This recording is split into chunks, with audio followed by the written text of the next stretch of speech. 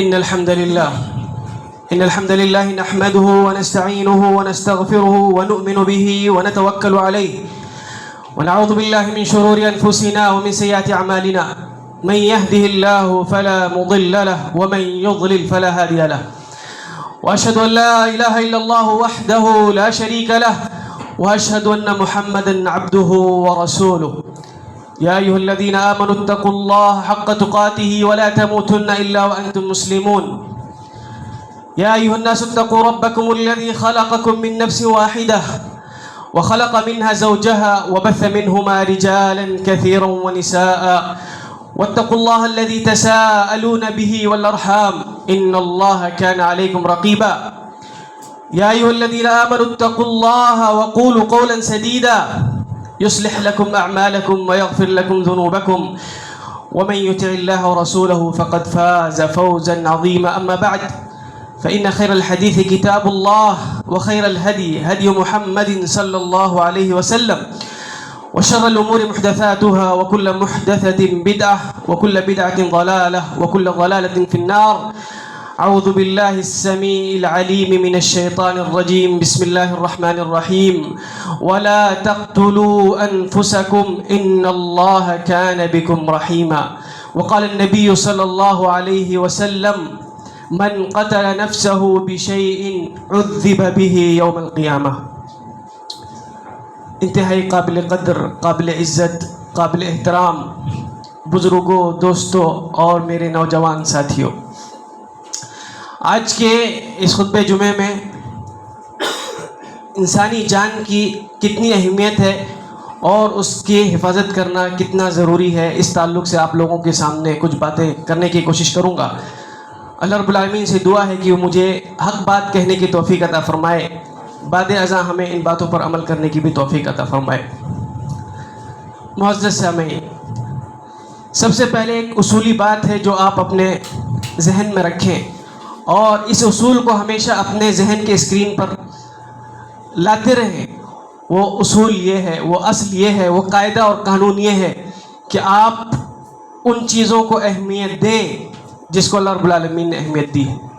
اگر آپ یہ چاہتے ہیں کہ اللہ رب العالمین کے ہاں آپ کو اہمیت ملے اور آپ دنیا اور آخرت دونوں جگہ میں کامیاب ہوں، دنیا میں نہیں، دنیا اور آخرت دونوں جگہ میں کامیابی چاہتے ہیں، تو آپ کو اہمیت ان چیزوں کو دینا پڑے گی، ان چیزوں کو دینی پڑے گی جسے اللہ رب العالمین نے اہمیت دیا ہے۔ اگر آپ اللہ رب العالمین کی باتوں کو اہمیت نہیں دیں گے تو اللہ رب العالمین آپ کو دنیا میں تو بہت سی چیزیں دے دے گا، لیکن آخرت میں آپ کا کوئی حق اور آپ کا کوئی حصہ نہیں ہوگا۔ اللہ رب العالمین نے کہا من كان يريد حرث الدنيا نؤته منها ومن كان يريد حرث الآخرة نؤته منها ومن كان يريد حرث الدنيا نؤته منها وما له في الآخرة من نصيب۔ کہ جو دنیا، جو آخرت چاہتا ہے ہم آخرت میں اس کا حصہ لگاتے ہیں، آخرت کے حساب سے جو عمل کرتا ہے ہم اس کو آخرت میں اس کو بدلہ دیں گے، اور جو دنیا کے لیے لگے رہے گا، دنیا چاہے گا، دنیا طلب کرے گا، ہم اس کو دنیا میں جو چاہے گا وہ دے دیں گے۔ وما له في الآخرة من نصیب، لیکن آخرت میں اس کا کوئی حصہ نہیں ہوگا، آخرت میں اس کو کچھ نہیں ملے گا، دنیا میں جو ہے وہ چیزیں مل جائیں گی۔ تو اگر آپ کو دنیا میں کوئی چیز مل رہی ہے، دنیاوی چیزیں مل رہی ہیں، تو آپ یہ نہ سمجھیں کہ آپ جو ہے کامیاب ہیں، آپ یہ نہ سمجھیں کہ اللہ رب العالمین آپ سے راضی ہے۔ آپ کیا کافروں کو نہیں دیکھتے؟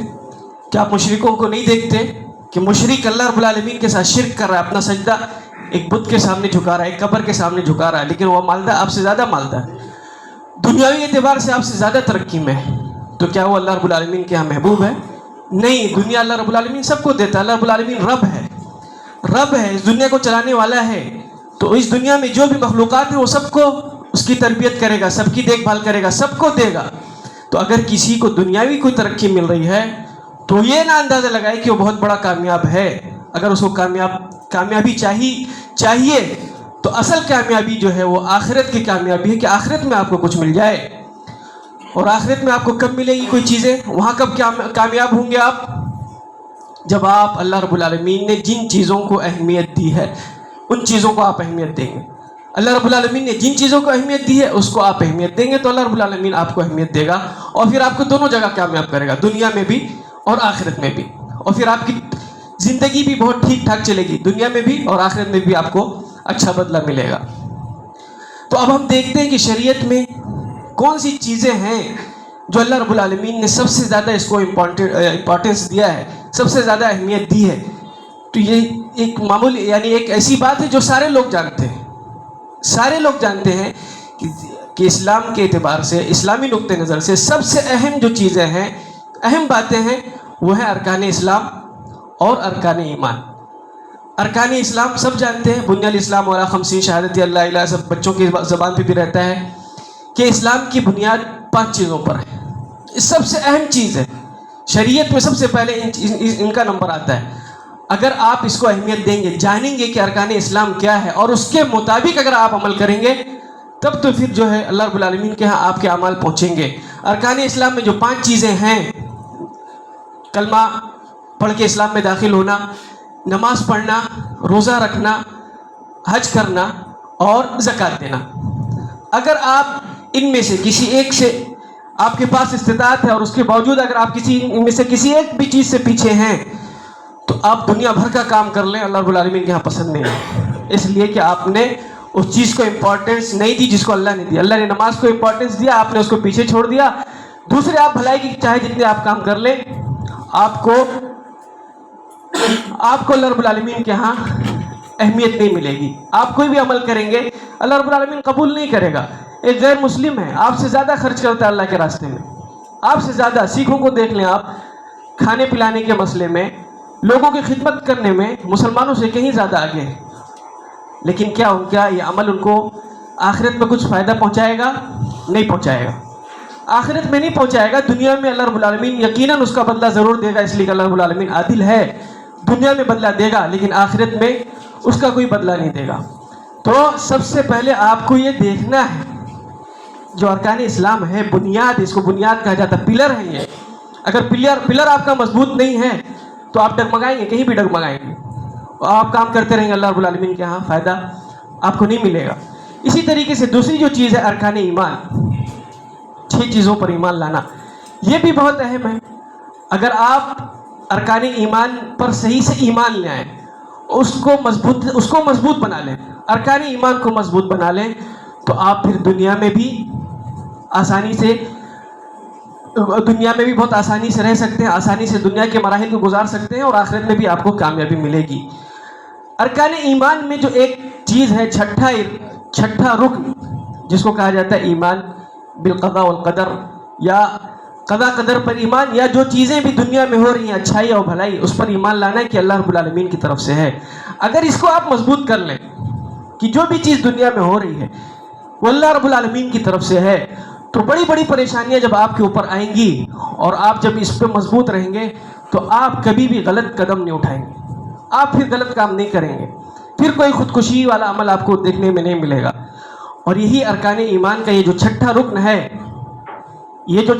ہے، ایمان بالقضاء والقدر، یہ اصلاً تسلی دینے کے لیے ہے کہ جب کوئی مصیبت مسلمانوں کو پڑ جائے، مسلمانوں پہ کوئی مصیبت آ جائے، گھر میں کسی کا انتقال ہو جائے، کوئی چیز ہو جائے، تو آدمی اسی کے ذریعے سہارا لے، زندگی اپنے گزارنے کے لیے اسی کو سہارا بنائے کہ اللہ رب العالمین نے ایسے ہی لکھا تھا، تقدیر میں یہ ہو گیا، اور جتنا شریعت نے اس کو غم منانے کے لیے اجازت دی ہے اتنا غم منائے، اس کے بعد آگے بڑھے۔ اور یہ دین کی خوبصورتی ہے کہ یہ ارکان ایمان بالقضاء والقدر دوسرے ادیان میں نہیں ہے۔ اس لیے دوسرے ادیان میں آپ دیکھو کہ دوسرے ادیان میں آدمی آرام سے بہت آسانی سے خودکشی کر لیتا ہے، مسلمانوں میں یہ چیز نہیں تھی کہ وہ خودکشی کرے۔ اگر ایمان کسی کا مضبوط ہے تو وہ خودکشی نہیں کر سکتا ہے، اور اگر یہ جان لے گا کہ یہ ساری چیزیں اللہ رب العالمین کی طرف سے ہے تو وہ خودکشی نہیں کرے گا۔ اسی لیے آپ دیکھیں پہلے یہ چیزیں نہیں تھی، لیکن اب یہ جو ہے ایمان کی بنیاد یہاں کمزور ہوئی، تو اب یہ روز بروز ہمیں یہ سننے میں ملتا ہے کہ کسی نے خودکشی کر لی، کسی نے اپنی جان دے بیٹھا۔ ہمارے دین میں کوئی راستہ ہی نہیں ہے، کوئی راستہ اور کوئی سبیل ہی نہیں ہے کہ آدمی کو کوئی چانس ملے کہ وہ اپنی جان نکال لے۔ اور اگر پھر میں بات کروں کہ آپ کو اسی چیز کو اہمیت دینا ہے جس کو اللہ رب العالمین نے اہمیت دی ہے، تو آپ دیکھ لیں کہ اللہ رب العالمین نے جان کی حفاظت کو بھی بہت اہمیت دیا ہے، بہت امپورٹنس دیا ہے۔ اور اس کی حفاظت کے لیے کہ اگر جان کی حفاظت آپ کو کرنا پڑ جائے، جان کو کہیں بچانے کی ضرورت پڑ جائے، تو کہیں حرام چیزوں کو بھی اللہ نے حلال کر دیا، حرام چیز ہے لیکن مسئلہ یہ ہے کہ جان بچ جائے تو حلال قرار دے دیا ہے. جیسے مردار کو کھانا، اللہ نے کہا حرمت علیکم المیتۃ والدم ولحم الخنزیر، کہ میں نے تمہارے اوپر یہ چیزیں حرام کر دی کہ مردہ نہیں کھانا ہے، سور کا گوشت نہیں کھانا ہے، یہ سب چیزیں نہیں کھانا ہے. لیکن پھر آگے کہا الا ما اضطررتم الیہ، کہ اگر کوئی مسئلہ ایسا آ جائے کہ وہاں آپ کی جان چلی جائے گی، آپ جان سے ہاتھ دھو بیٹھیں گے، تو پھر اجازت دی ہے شریعت نے کہ آپ اپنی جان بچانے کے لیے اتنا مردار کھا سکتے ہیں، سور کا اتنا گوشت کھا سکتے ہیں جس سے آپ کی جان بچ جائے. تو دیکھیں آپ یہاں کتنا جان کی حفاظت کی کتنی اہمیت ہے، کہ اگر مردار یعنی حرام چیز بھی ہے، اگر آپ کو جان بچانا ہے تو اللہ رب العالمین نے حلال کر دیا ہے. اسی طریقے سے آپ دیکھیں پانی اگر موجود ہے، پانی آپ کے پاس موجود ہے، لیکن یہ ہے کہ پانی کا استعمال کرنے سے آپ کی جان جا سکتی، پانی کے استعمال کرنے سے زخم بڑھ سکتا ہے، جسم میں کوئی نقصان پہنچ سکتا ہے. شریعت نے اجازت دی ہے کہ تیمم کر لیں. یہاں بھی شریعت نے تدبیر نکالی ہے کہ آدمی کسی طریقے سے اپنی جان کی حفاظت کر لے، اپنی جان کو ہلاکت میں نہ ڈالے، اپنی جان کو خود سے نہ نکالے، کوئی ایسا کام نہ کرے کہ اس کی جان نکل جائے. حلال کو بھی حرام قرار دیا ہے. اسی طریقے سے آپ دیکھیں کہ جہاں اسلام میں قتل کرنے کا حق ہے کہ یہاں پر انسان مسلمان کو قتل کیا جا سکتا ہے، یعنی یہاں قتل کی اجازت ہے اسلام میں. وہ 3 چیزیں آپ کو معلوم ہے کہ اگر کسی نے کسی کو قتل کیا ہے، یا زانی ہے، یا اسلام سے مرتد ہو گیا، تو اس کو قتل کرنا جائز ہے. وہاں بھی آپ دیکھیں گے کہ جان کے حفاظت کی وہاں بھی تدبیر آپ کو ملے گی کہ اگر کسی نے قتل کیا ہے، قاتل کے بدلے میں قاتل کو قتل کرنا ہے، لیکن اگر وہاں بھی دیت کوئی دے دیتا ہے، وہاں بھی ایک گنجائش نکالتے ہیں کہ آپس میں صلح ہو جائے. صلح ہونے کے بعد اگر جس نے قتل کیا ہے وہ کچھ پیسے دے سکتا ہے، جرمانہ دے سکتا ہے، جو بھی جرمانہ ہے دیت دے سکتا ہے، تو وہ دیت دے کے بچ سکتا ہے. یعنی جہاں قتل کرنا واجب بھی ہے، جہاں جان جا بھی سکتی ہے، تو وہاں بھی اسلام نے گنجائش نکالی ہے کہ وہ اپنے جان کی حفاظت کر لیں. یہی نہیں بلکہ آپ یہ دیکھیں کہ اگر آپ کوئی مسلمان کسی ایسے فتنے میں پھنس جائے، کسی ایسی جگہ میں پھنس جائے جہاں اس کو کفریہ بات کہنا پڑ جائے، کفریہ جملہ کہنا پڑ جائے، اور یہ ہے کہ اب اگر وہ نہیں کہے گا تو جان چلی جائے گی، وہاں بھی اسلام نے اجازت دی ہے کہ وہ دل میں مطمئن رہے اپنے اسلام سے، لیکن زبان سے کفریہ بات صرف اس لیے کہہ دے کہ اس کی جان بچ جائے، صرف اس لیے کہہ دے. بہتر تو یہ ہے کہ آدمی اگر قوی ہے، پکا مومن، سچا مومن ہے، تو اللہ کے راستے میں قتل ہو جائے تو اس کے لیے بہت فضائل ہیں. لیکن اگر وہاں بھی جان بچانے کی وہ کوشش کرتا ہے، جان بچانے کے لیے تدبیریں کرتا ہے، تو اسلام نے اس کو اجازت دی ہے. اللہ نے کہا 14ویں پارے کے اندر من کفر باللہ من بعد ایمان الا من اکرہ وقلبہ مطمئن بالایمان، الا من اکرہ وقلبہ مطمئن بالایمان، کہ اگر وہ کہیں مجبور ہو جا رہا ہے، کسی مجبوری میں پھنس جا رہا ہے، تو کراہت کے ساتھ نہ چاہتے ہوئے بھی زبان پہ کہہ لے اور اندر سے جو ہے مطمئن رہے اپنے ایمان کے ساتھ، تو اس کے پاس گنجائش ہے اپنی جان کو بچانے کے لیے. تو آپ دیکھیں کہ کتنی اہمیت ہے جان کی حفاظت کی، کہ اللہ رب العالمین نے اگر کہیں جان جاتی ہے تو شریعت نے کتنی تدابیر ہیں، کتنے راستے اس کے نکالے ہیں کہ انسان جو ہے اپنی جان کو بچا لے، اپنی جان کی حفاظت کر لے. اب ایک مسلمان جو ہے ان سب چیزوں کو چھوڑتے ہوئے کوئی مسئلہ اس کے اوپر آئے اور اپنی جان نکال لے، تو کیا گناہ کا مستحق نہیں ہے؟ کیا وہ بہت بڑا مجرم نہیں ہے؟ کیا یہ بزدل آدمی نہیں ہے؟ کیا مومن کا ایمان اس کو یہی سکھاتا ہے؟ اگر یہ قوی ہے، مضبوط ہے، تو اس کو یہی سکھاتا ہے کہ وہ بزدلانہ کام کرے، اپنی جان نکال لے. اسلام میں تو اس کی کوئی گنجائش نہیں ملتی. اور اگر آپ عقلاً دیکھیں اس بات کو، عقل سے بھی سوچیں، تو خودکشی کرنے کے، اپنے نفس کو ضائع کرنے کی کوئی راستہ نہیں دکھتا ہے، کوئی صورت نہیں پیدا ہوتی ہے. شریعت کی اگر میں بات کروں کہ شریعت میں اگر کوئی جان نکالتا ہے اپنی، تو اس بارے میں کیا وعید ہے؟ تو بہت ساری سخت وعیدیں ہیں. اپنی شریعت کی تو بات چھوڑیں، کسی بھی شریعت نے، دنیا کی کسی بھی ادیان نے، کسی بھی شریعت نے اجازت نہیں دی ہے خودکشی کرنے کے لیے، کہ کوئی کسی کو مسئلہ آ جائے تو خودکشی کر لے. کسی بھی شریعت میں نہیں ہے. ہمارے شریعت میں تو بدرجہ اولا نہیں ہے، بلکہ سختی ہے، سخت سے سخت وعید ہے اس سلسلے میں کہ اگر کوئی خودکشی کر لیتا ہے تو اس کا ٹھکانہ جہنم میں ہے. جو آیت میں نے آپ کے سامنے پڑھی، اللہ رب العالمین نے فرمایا وَلَا تَقْتُلُوا أَنفُسَكُمْ وَلَا تَقْتُلُوا أَنفُسَكُمْ، اپنے نفس کو مارو نہیں، اپنے نفس کو قتل نہیں کرو، اپنے نفس کو ہلاک نہیں کرو، اپنے نفس کو ضائع نہیں کرو. إِنَّ اللَّهَ كَانَ بِكُمْ رَحِيمًا، اللہ رب العالمین بہت رحم کرنے والا ہے، رحیم ہے. کوئی مسئلہ ہے، کوئی پریشانی ہے، اللہ رب العالمین رحیم ہے، آپ کے لیے تدبیر نکالے گا، سب کے لیے تدبیریں نکالے گا، راستہ پیدا کرے گا. اپنے نفس کو مارنا نہیں، اپنے نفس کو قتل نہیں کرنا. اللہ تعالیٰ بہت رحیم ہے، کوئی نہ کوئی راستہ نکال دے گا. لیکن اگر آپ نہیں مانو گے، اللہ رب العالمین کی اس بات کو نہیں مانو گے، پھر اللہ رب العالمین آگے دھمکی دے رہا ہے اور وہی سنا رہا ہے وَمَن يَفْعَلْ ذَلِكَ عُدْوَانًا وَظُلْمًا فَسَوْفَ نُصْلِيهِ نَارًا وَكَانَ ذَلِكَ عَلَى اللَّهِ يَسِيرًا. وَمَن يَفْعَلْ ذَلِكَ، اور اگر کسی نے ایسا کر لیا، میں منع کرتا ہوں کہ ایسا نہیں کرنا ہے، میں راستہ نکال دوں گا، میں مصیبت سے چھٹکارا دلا دوں گا. اگر آپ نے میری بات نہیں سنی تو آپ جان لیں کہ آپ کا ٹھکانہ جہنم. وَمَن يَفْعَلْ ذَلِكَ عُدْوَانًا فَسَوْفَ نُصْلِيهِ نَارًا، تو جان لو کہ تمہارا ٹھکانہ جو ہے جہنم ہوگا، ہم اس کو جہنم میں داخل کریں گے. اور یہ چیز اللہ رب العالمین کے لیے بہت آسان ہے. اللہ رب العالمین کے لیے بہت آسان ہے کہ آسانی سے جو غلطی کیا ہے، جو گناہ کیا ہے، اس کو سزا دے دیں. بہت آسان سی بات ہے. تو یہ تو قرآن کی آیت ہے، اور بھی آیت ہے، اور اللہ کے نبی صلی اللہ علیہ وسلم کی حدیث بھی اس سلسلے میں کہ من قتل نفسه بشيء عذب به يوم القیامہ، کہ جس نے اپنے نفس کو جس چیز کے ذریعے سے ہلاک کر لیا، جس چیز کے ذریعے سے مار ڈالا، قیامت کے دن اس کو اسی طریقے سے وہ سیم عذاب دیا جائے گا، ویسے عذاب دیا جائے گا. کسی نے زہر پی کے اپنے آپ کو مارا ہے تو پھر وہ ہمیشہ زہر پیتا رہے گا، پی کے مرتا رہے گا، پی کے مرتا رہے گا. کسی نے بلڈنگ سے کود کے چھلانگ لگا کے ہلاک کیا اپنے آپ کو، تو بلڈنگ سے کود کے وہ بار بار چھلانگ لگا کے مرتا رہے گا. کسی نے چاقو سے مار کے ہلاک کیا ہے، جو بھی صورت سے، کسی نے ٹرین سے کود کے ہلاک کیا ہے، کوئی پٹری کے سامنے آ کے مرا ہے، جو بھی صورت اس نے اختیار کی ہے وہ اسی صورت کا، سیم اسی صورت کا اس کو عذاب دیا جائے گا. اور کیوں نہ دیا جائے، کیوں نہ دیا جائے، یہ گناہ کیوں نہ ہو، یہ آپ کا حق ہے. روح نکالنا آپ کا حق ہے. کس کا حق ہے؟ یہ روح آپ کے جسم میں کس نے ڈالا؟ یہ امانت کس کی ہے؟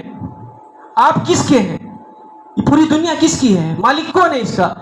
جو مالک ہے تو پھر اسی کا حق ہے کہ وہ جیسا چاہے گا آپ کے ساتھ تصرف کرے گا. اس نے روح کو آپ کے اندر ڈالا ہے، وہ اس کی امانت ہے، جب چاہے گا نکالے گا، آپ نہیں نکال سکتے. بار بار ہم یہ دعا پڑھتے ہیں، کوئی مرتا ہے انا للہ و انا الیہ راجعون، انا للہ و انا الیہ راجعون. انا للہ، یقیناً ہم اللہ کے یعنی ہم جو ہے اللہ کے لیے ہیں، یعنی اللہ ہمارا مالک ہے، اللہ ہمارا مالک ہے. تو مالک جب ہے تو جیسا چاہے گا اپنی پراپرٹی کے ساتھ وہ کرے گا نا. دوسرا کیسے کر سکتا ہے؟ اگر میرے پاس موبائل ہے، یہ میرا حق ہے، میری پراپرٹی ہے، کوئی دوسرا اگر اس میں انٹرفیئر کرے گا، دخل اندازی کرے گا، تو کیا یہ صحیح ہے؟ ظلم نہیں ہے؟ کیا وہ سزا کا مستحق نہیں ہے؟ تو آپ تو اللہ رب العالمین کے حق میں تصرف کر رہے ہیں، دخل اندازی کر رہے ہیں. کیا یہ جرم نہیں ہے؟ کیا یہ جرم نہیں ہے؟ یقیناً بہت بڑا جرم ہے. جرم اتنا بڑا ہے کہ آپ یہ تصور کریں کہ آپ اللہ کے ساتھ اس کے ربوبیت میں گڑبڑ کر رہے ہیں، اللہ کے ساتھ اس کے ربوبیت میں شرک کر رہے ہیں، اللہ کے ساتھ اس کے ربوبیت کا جو حق ہے، جو تقاضا، اس میں آپ انٹرفیئر کر رہے ہیں. تو کیا یہ گناہ نہیں ہوگا؟ کیا یہ گناہ نہیں ہے؟ بہت بڑا گناہ ہے، بہت بڑا گناہ ہے. اور اللہ رب العالمین آپ دیکھیں قرآن میں بار بار آپ کو یاد دلاتا ہے کہ پیدا میں نے کیا ہے تم کو، خود سے آئے ہو تم دنیا میں نے پیدا کیا. بتاتا ہے، پورا پروسیس بتاتا ہے شروع سے لے کے آخر تک کہ کیسے کیسے تم بنے ہو، کیسے کیسے تم تھے. پھر میں نے 40 دن کے بعد روح پھونکا، پھر تم کو ایسا کیا. پھر کہتا ہے فی احسن تقویم، فی احسن صور، کہ میں نے تم کو بہت خوبصورت بنا کے پھر تم کو دنیا میں لایا. ساری محنت اللہ رب العالمین کرے، آپ کا آنکھ کان سب اللہ رب العالمین بنا کے اس کے اندر روح پھونکے، اور پھر جب آپ اپنی مرضی سے جب چاہیں اس کو نکال لیں. کون سی عقل ہے؟ تو عقلاً بھی شرعاً بھی کوئی صورت نہیں بنتی. شریعت میں حرام ہے خودکشی کی، عقلاً بھی نہیں بنتی، اس لیے کہ آپ پراپرٹی اللہ کی، اللہ تعالیٰ جیسا چاہے گا ویسا ہی کرے گا. اور دوسری بات، آدمی یہ سمجھتا ہے کہ میں مصیبت سے، اگر اکثر جو یہ قدم بڑھاتے ہیں وہ اسی لیے بڑھاتے ہیں، ان کو لگتا ہے کہ وہ کسی پریشانی میں مبتلا ہے، پریشانی سے چھٹکارا ان کو مل جائے گا کسی بھی طریقے سے وہ پریشانی. اور یہ جو پریشانی میں پڑھتے ہیں، آپ یقین جانیں وہ گناہوں میں، یا شریعت نے جن چیزوں سے منع کیا ہے وہ اس میں پڑتا ہے. کبھی بھی آپ نہیں دیکھیں گے کوئی حج کر کے آیا اور وہ جو ہے خودکشی کرے، کوئی نیک آدمی نماز پڑھ کے آیا اور خودکشی کرے. خودکشی کے پیچھے آپ کو یہی وجہ ملے گی، کسی برائی میں مبتلا تھا، کسی نہ کسی برائی میں مبتلا تھا، اور اس برائی سے بچنے کے لیے، چھٹکارا پانے کے لیے اس نے خودکشی کی ہے. تو مصیبت جو آتی ہے آدمی خود اپنے آپ لے کے آتا ہے. آج کل جیسے موبائل ہے، दुनिया भर के ऐप हैं, दुनिया भर की चीज़ें हैं, आदमी लग गया उसमें, कहीं फंस गया, मुसीबत में फंस गया। अब उसके बाद उसको कुछ समझ भी नहीं आ रहा है, तो उसने ये समझा कि मैं जो है अपने आप को मार लूँ, ख़त्म हो जाएगा मामला। हाँ, कोई पास नहीं हो पा रहा है तो ये सोच रहा है लाओ मैं खुदकुशी कर लूँ। किसी ने कर्ज दिया है, कर्ज का मसला उसके ऊपर है, तो ये सोच रहा है कि कर्ज जो है अदायगी नहीं हो रही, लाओ मार के छुट्टी कर लो। किसी का मसला है, लड़की के मसले में फंसा है, ब्लैकमेलिंग हो रही है, कहीं गंदी तस्वीर, गंदी किसी ने वीडियो उसके बना लिया है, उसमें परेशान है। बहरहाल जब कोई आप देखेंगे कि कोई खुदकुशी करता है तो कोई अच्छा आदमी नहीं मिलेगा आपको कि किसी अच्छे आदमी ने, नेक आदमी ने किया है, कोई नमाज पढ़ के कर रहा, बल्कि आपको यही मिलेगा कहीं ना कहीं वो बुराई में मुब्तला है, और उन बुराइयों में मुब्तला है जिसको शरीयत ने मना किया था कि ऐसे नहीं करना। यानी बुराई करते करते बुराई दर बुराई करता है और समझता है कि मुसीबत से छुटकारा पा जाएगा, जबकि हकीकत यह है कि मुसीबत से वो छुटकारा नहीं पा रहा है, बल्कि अपने आप को खुदकुशी के ज़रिए से और बड़ी मुसीबत में डाल रहा है। अपने आप को नहीं, बल्कि पूरे अपने ख़ानदान को, अपने महल्ले वालों को और पूरे एक मुसलमान कौम को जो है वो मुसीबत में डाल रहा है। आप बताएं, दुनिया के लिए आप दुनिया की मामलात को मुसीबत समझ रहे हैं और उसकी वजह से आप जहन्नम की आग को अपना रहे हैं। जो खुदकुशी करेगा कहाँ जाएगा? जहन्नम में जाएगा ना। तो जहन्नम की आग को कौन बर्दाश्त कर सकता है? बताएं आप। जहन्नम में अगर एक सेकंड के लिए भी किसी को डाला जाए, बल्कि आप सल्लल्लाहु अलैहि वसल्लम की हदीस भी मौजूद है इस सिलसिले में कि अगर दुनिया का सबसे अच्छा आदमी या दुनिया में जिसको सबसे ज़्यादा नेमतें मिली हैं, मुसीबतें परेशानियां नहीं आई हैं, उसको सिर्फ अल्लाह रब्बुल आलमीन जहन्नम में डालेगा एक सेकंड के लिए। गमसा वाहिदा कहा गया, सिर्फ एक बार ऐसे डुबा के निकालेगा और पूछेगा कि नेमत जानते हो, ऐशो आराम जानते हैं किसे कहते हैं?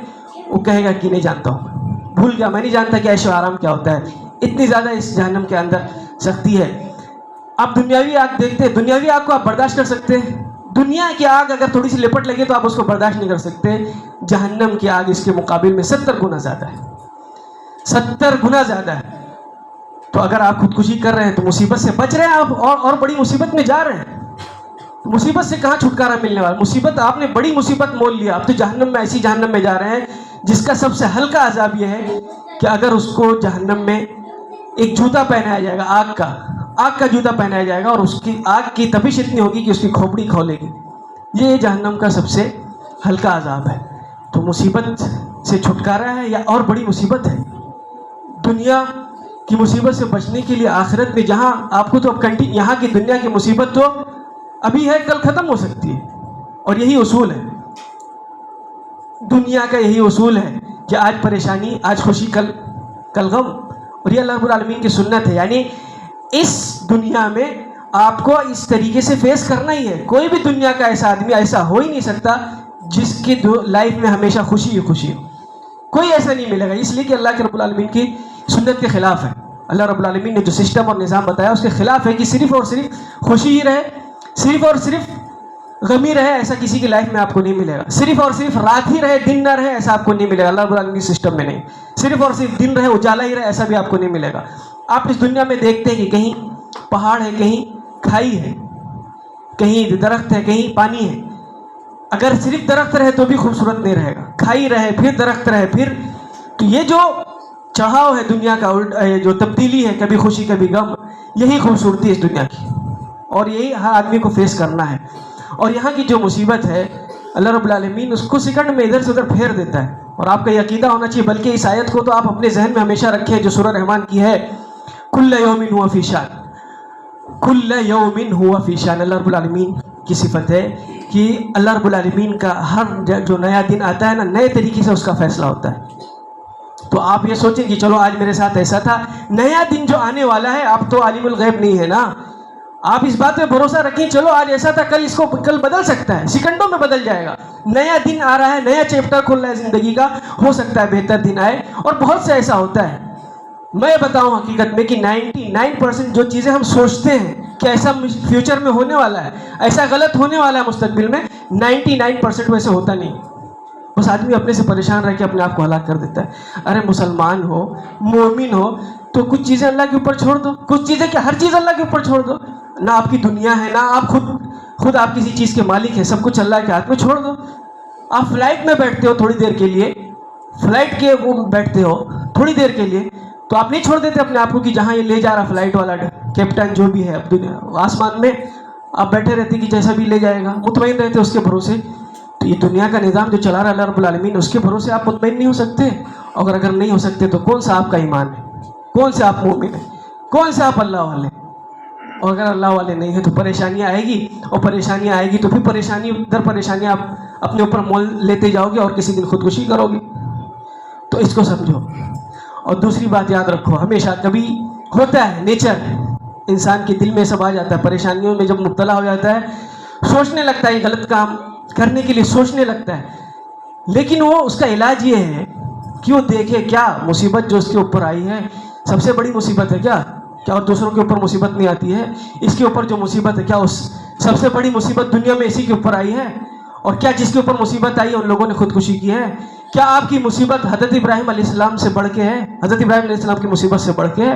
حضرت ابراہیم علیہ السلام اپنے سامنے دیکھ رہے ہیں آگ جل رہی ہے، اور آگ ایسی مہینوں سے جلایا جا رہا اس کو، آگ ایسی کہ اس کو دور سے ان کو پھینکا جا رہا ہے، اس میں قریب سے پھینکا بھی نہیں جا سکتا تھا، اتنی زیادہ اس میں تپش ہے. دیکھ رہے ہیں کہ اس میں جانا ہے. کیا کیا انہوں نے؟ کچھ کیا اپنے نفس کے ساتھ؟ تو آپ کی مصیبت حضرت ابراہیم علیہ السلام سے بڑھ کے ہے. آپ کی مصیبت حضرت بلال رضی اللہ عنہ سے بڑھ کے ہے، جن کو مکے کے اندر جہاں سخت گرمی ہے چٹان ان کو زمین پہ لٹا کے ان کے اوپر پتھر رکھا گیا، اس کے باوجود کیا انہوں نے اپنی جان لی. حضرت خبیب رضی اللہ عنہ دشمنوں کے بیچ میں کیا انہوں نے اپنی جان نکال لی کہ دشمن میرے ساتھ کیا کریں گے تو میں جان نکال لوں؟ بلکہ انہوں نے کہا کہ مجھے موقع دو 2 رکعت نماز پڑھنے کے لیے. آپ کی مصیبت ان سب مصیبت کے مقابلے میں کہاں ہے؟ اور پھر آپ اسی دنیا میں دیکھیں نا، آپ یہاں ہیں، آپ کے پاس ماشاءاللہ گھر ہے، لوگ روڈ پہ رہ رہے ہیں، لوگ روڈ پہ رہ رہے ہیں، آپ نہیں دیکھتے ہیں. آپ اپنے نیچے والوں کیوں نہیں دیکھتے؟ جب آپ کے ذہن میں یہ باتیں آئیں تو آپ نیچے والوں کو دیکھیں. اور اگر آپ نے یہ عادت ڈال لی، جیسے حدیث میں اللہ کے نبی صلی اللہ علیہ وسلم نے رہنمائی کی کہ کبھی بھی دنیاوی معاملے میں اپنے نیچے والوں کو دیکھو، جس کو اللہ نے تھوڑا سا کم دیا ان کو دیکھو گے تو کبھی حسد پیدا نہیں ہوگا تمہارے دل میں، اور تم کبھی غلط قدم نہیں بڑھاؤ گے. تو اگر آپ کو دیکھنا ہے دنیاوی زندگی میں، اپنے نیچے والوں کو دیکھو، وہ کیسے زندگی گزار رہا ہے. سڑک پر رہنے والا، فٹ پاتھ پہ سونے والا ہو تو مست ہنسی خوشی بچے لے کے گھوم رہا ہے، آپ کیوں اتنا پریشان؟ اس کو دیکھو. ہاں دیکھنا ہے آگے بڑھنے کے لیے تو یہاں دیکھو کہ نماز میں پہلے کون آ رہا ہے، قرآن کون پڑھ رہا ہے. جس طریقے سے حضرت عمر اور حضرت ابوبکر صدیق رضی اللہ عنہ میں یہ تھا کہ دیکھیں صدقہ دینے میں کون پہل کر جائے گا. تو اگر پہل کرنے کی اگر آپ کو فکر ہے تو آخرت کے بارے میں فکر کریں، وہاں پہل کرنے کے لیے سوچیں، دنیاوی مسئلے میں نہیں. دنیاوی مسئلے میں اگر آپ سوچیں گے پہل کرنے کے لیے تو نتیجہ یہی ہوگا، حسد بڑھے گا، حقد بڑھے گا، ٹینشن بڑھے گا، ڈپریشن میں جائیں گے، اور ایک دن ایسا آئے گا کہ وہاں تک پہنچ نہیں پائیں گے، ادھار لے لیں گے نہیں ہو پائے گا، سود کا کاروبار کریں گے نہیں ہو پائے گا، پریشان رہیں گے اور ایک دن اپنی جان لے لیں گے. تو اپنے اندر قناعت پسندی لائیں. جو اللہ رب العالمین نے آپ کو دیا ہے، صحت دی ہے، آپ کو تو صرف اسی پہ خوش رہنا چاہیے. اتنا ہی آپ کے لیے کافی کہ آپ صحت مند ہیں، آپ صحت مند ہیں، کافی آپ کے لیے. پوری دنیا آپ کے قدموں کے نیچے ہے. اور یہ آپ صلی اللہ علیہ وسلم کی بات ہے، آپ صلی اللہ علیہ وسلم کی بات ہے کہ اگر آدمی کے پاس صحت ہے اور ایک دن بھر کے کھانے کا انتظام ہے تو یہ سمجھ لے کہ پوری دنیا جو ہے اس کے قدموں میں ہے. تو یہ سب چیزیں سوچیں. اگر کبھی ذہن میں سب باتیں آ سکتی ہیں تو انشاءاللہ پھر آدمی غلط کام نہیں کرے گا. اور آخری بات جو اہم بات ہے کہ کبھی آپ کے سامنے ایسا واقعہ ہو جائے، کوئی غلطی سے ناسمجھ، جاہل اور بزدل انسان، یہ بزدلوں کا کام ہے، خودکشی کرنا، اپنے نفس اپنا جان نکال دینا، یہ بزدلی کا کام ہے، شجاعت کا کام نہیں ہے، مومن کا کام نہیں ہے. مومن نہیں ڈرتا مصیبتوں سے، اس لیے کہ مومن جو نا ایمان خوف کی ضد ہے، خوف کی اپوزٹ ہے. ایمان مطلب خوف نہیں ہونا چاہیے دل میں، ایمان کا مطلب خوف نہیں ہونا چاہیے. خوف اگر ہوگا تو پھر آپ مومن نہیں انسان. تو یہ کام اصل بزدلوں کا ہے. لیکن اگر کوئی کر لے ایسا تو اب آپ کو یہ دیکھنا ہے کہ یہ گناہ کس کیٹیگری میں آتا ہے. کیا وہ کافر ہو جاتا ہے، مشرک ہو جاتا ہے، یا وہ گناہ کبیرہ کا ارتکاب کرتا ہے، یعنی گناہ کبیرہ کرتا ہے. یہاں دیکھنا ہے آپ کو کہ اگر کوئی خودکشی کرتا ہے کافر نہیں ہوتا ہے. اور اگر کافر ہوتا ہے تو پھر آپ صلی اللہ علیہ وسلم نماز جنازہ پڑھانے کے لیے نہیں کہتے کہ جا کے لوگوں کو نہیں کہتے کہ نماز جنازہ پڑھ لیں. تو کوئی گناہ کبیرہ کرتا ہے، گناہ کبیرہ بہت سی چیزیں آتی ہیں، یعنی جس میں یہ رہتا ہے کہ اللہ رب العالمین اس کام کرنے کی وجہ سے جہنم میں ڈالے گا، یہ اس طریقے سے جو باتیں آتی ہیں اس کو گناہ کبیرہ کہا جاتا ہے۔ تو گناہ کبیرہ کے اپنا ایک الگ قاعدہ قانون اس کا سسٹم ہے، اسی میں بہت سی چیزیں آتی ہیں، جیسے نماز آدمی نہ پڑھے گناہ کبیرہ کا مرتکب ہے، چوری کرے گناہ کبیرہ کا مرتکب ہے، قتل کرے گناہ کبیرہ کا، شراب پیے، یہ سب گناہ کبیرہ ہے۔ تو جو گناہ کبیرہ کرتا ہے وہ اسلام سے خارج نہیں ہوتا ہے، خودکشی بھی اسی میں آتی ہے، کس میں آتی ہے؟ گناہ کبیرہ میں، یعنی وہ اسلام سے خارج نہیں ہوتا ہے۔ اسلام سے خارج نہیں ہوتا ہے تو اس کا مطلب یہ ہے کہ اب اس کو مسلمانوں کے قبرستان میں اس کو دفن کیا جائے گا، نماز جنازہ اس کی پڑھی جائے گی۔ اور اگر نماز جنازہ آپ پڑھ رہے ہیں نا، نماز جنازے میں ہے کیا؟ نماز جنازے میں اس کے لیے دعا ہے۔ نماز جنازہ اصلاً کیا ہے؟ میت کے لیے دعا ہے۔ تو نماز جنازے میں تو آپ دعا کر رہے ہیں، پھر یہ مسئلہ کیوں آتا ہے کہ اب جو ہے جس نے خودکشی کر لیا اب اس کے لیے نماز جنازہ اس کے لیے دعا نہیں کرنا ہے، اس کے مغفرت کے لیے دعا کرنا ہے۔